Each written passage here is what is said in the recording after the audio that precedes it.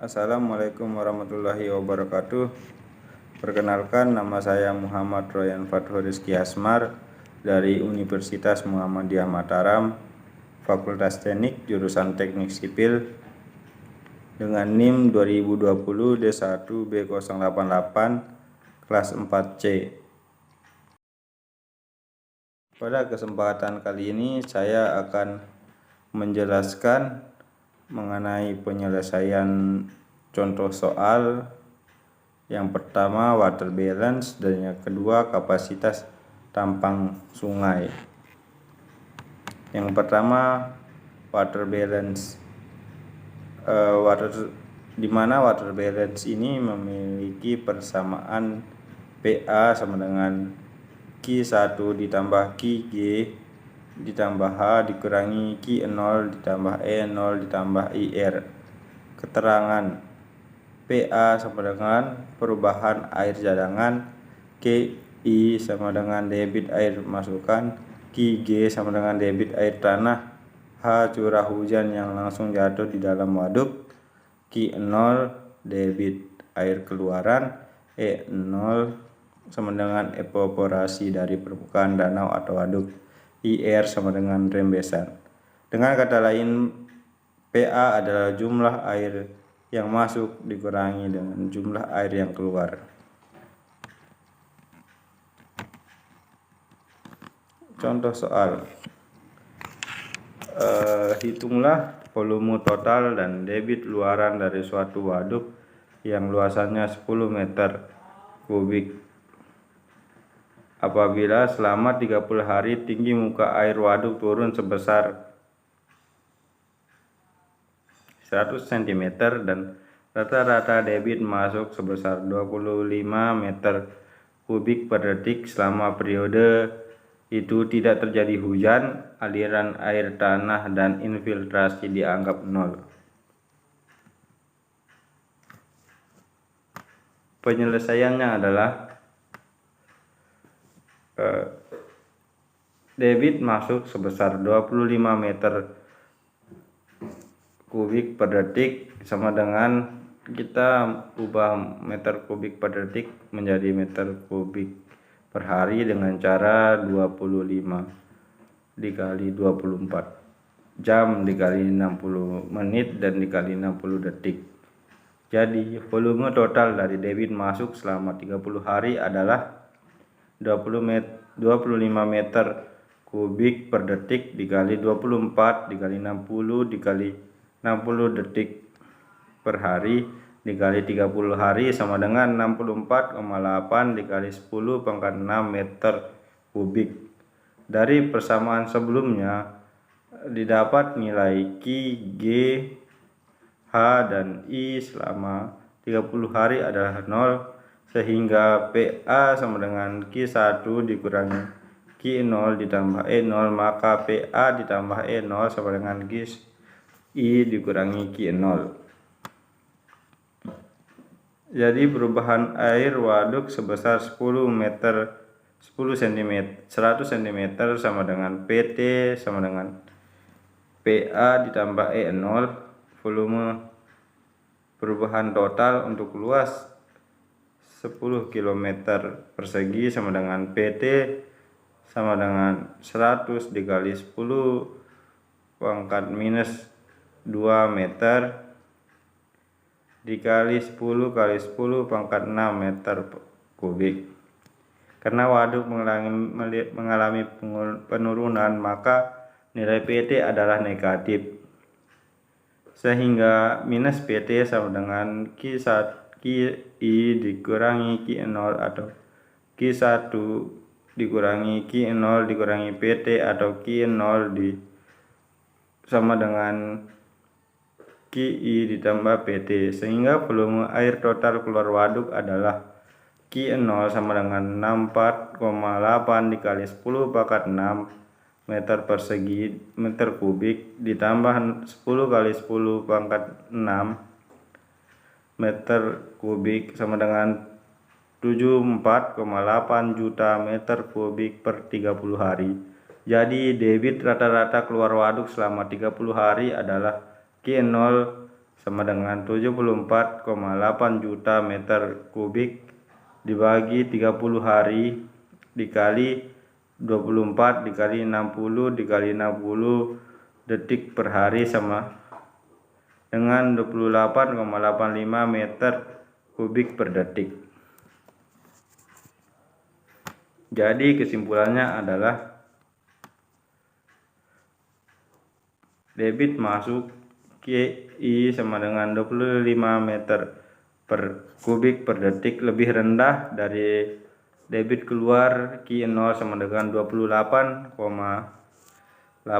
meter kubik per detik, maka terjadi penurunan air termasuk evaporasi. Yang kedua, saya akan membahas tentang kapasitas tambang sungai. Persamaan kapasitas tambang sungai saluran terbuka luas basah A sama dengan B ditambah MY, parameter basah P sama dengan B ditambah 2Y, akar dari 1 ditambah M kuadrat. Jadi jari hidraulik atau R sama dengan B ditambah MY dikali Y dibagi B ditambah 2Y, akar dari 1 ditambah M kuadrat, atau dengan kata lain R sama dengan A dibagi P. Lambang lebar air permukaan W sama dengan B ditambah 2 dikali M dikali Y, di mana Y sama dengan tinggi talut, B sama dengan lebar dasar talut, dan M sama dengan kemiringan talut.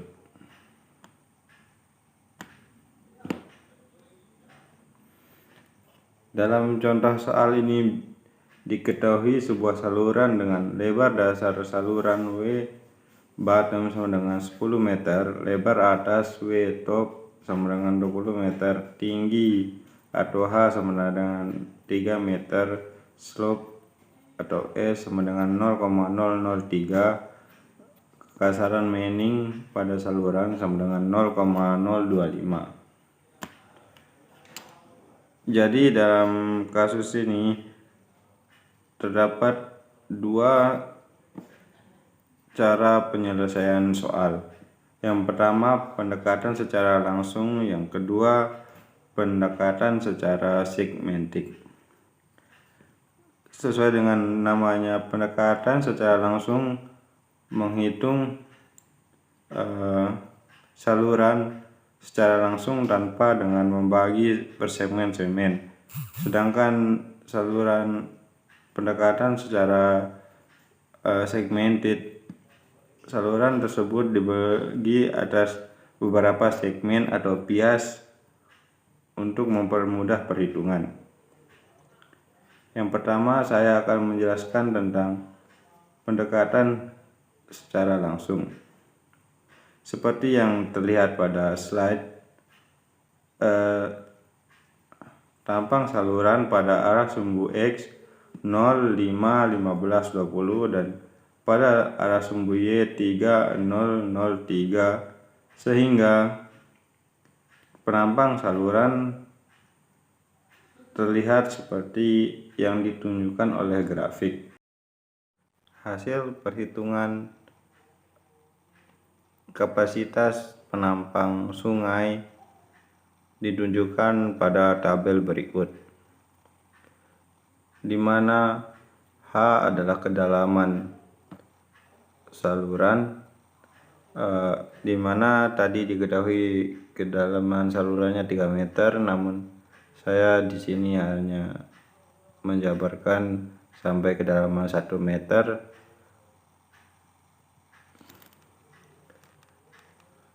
Sesuai yang ditunjukkan oleh tabel, dan nilai A seperti yang sudah saya sampaikan tadi rumusnya, tinggal dimasukkan angka-angkanya, mendapatkan hasil seperti ini.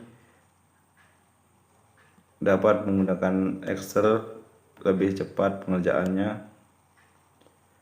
Nilai P-nya juga sama, nilai R-nya.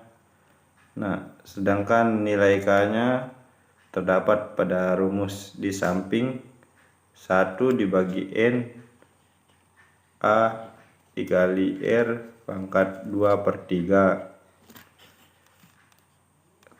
Tinggal semuanya tinggal ditarik ke bawah, rumusnya sama. Q nya juga terdapat rumusnya di samping tabel.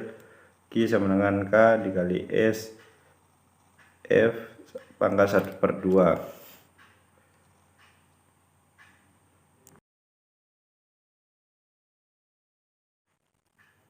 Yang kedua adalah pendekatan secara segmented seperti yang terlihat pada gambar di samping, di mana saluran tersebut dibagi menjadi 3 bagian, yaitu kiri, tengah,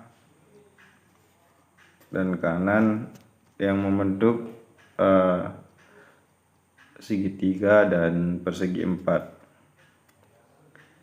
Sehingga di sini kita dapat mengetahui nilai H, nilai B, dan nilai X-nya masing-masing per bias.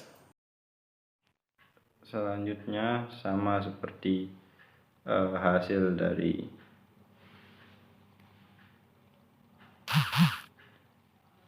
pendekatan secara langsung, hasil dari pendekatan secara segmented ini lebih kompleks karena kita menghitung bagian-bagiannya. Jadi terdapat H kedalaman, terdapat A pada samping ruas samping, A di tengah, P samping, P tengah, R samping, R tengah, K segmen, Q samping, Q tengah, dan Q segmen. Rumusnya sama seperti yang saya sampaikan sebelumnya, tinggal diikuti saja. Selanjutnya adalah perbandingan dari kedua hasil tadi. Grafik yang hijau menunjukkan hasil dari pendekatan secara langsung, dan grafik yang biru menunjukkan pendekatan secara segmented. Di sini terdapat perbedaan hasil yang tidak begitu jauh. Jadi tergantung kita mau menggunakan metode yang mana. Mungkin hanya itu yang bisa saya sampaikan. Sekian, assalamualaikum warahmatullahi wabarakatuh. Terima kasih.